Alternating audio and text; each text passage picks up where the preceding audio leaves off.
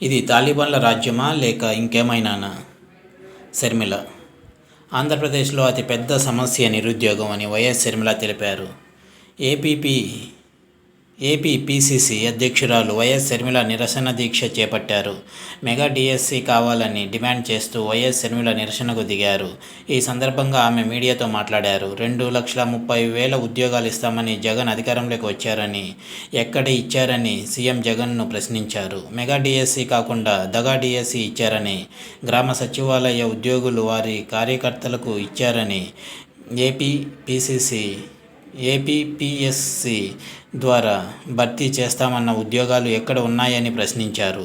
తాము నిరసనలు తెలిపాలనుకుంటే ఎక్కడికక్కడ నియంత్రించారని, ఏపీలో ఏమైనా ప్రత్యేక రాజ్యాంగం ఉందా అని, కర్ఫ్యూ వాతావరణం సృష్టిస్తారా అని ఆగ్రహం వ్యక్తం చేశారు.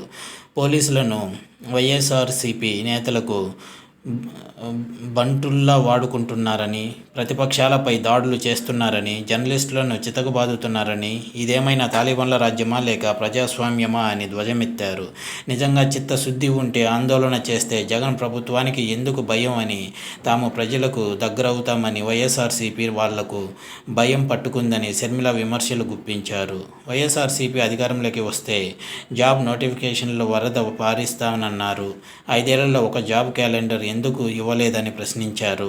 జాబ్ నోటిఫికేషన్లను లేకపోవడంతో నిరుద్యోగులు ఆత్మహత్యలు చేసుకున్నారని దుయ్యబట్టారు. ఉపాధి లేక 21,000 మంది ఆత్మహత్య చేసుకున్నట్టు సర్వే చెబుతున్నాయని, యువత లేని రాష్ట్రంగా ఏపీ తయారయ్యే అవకాశం ఉందని ఆమె వివరించారు.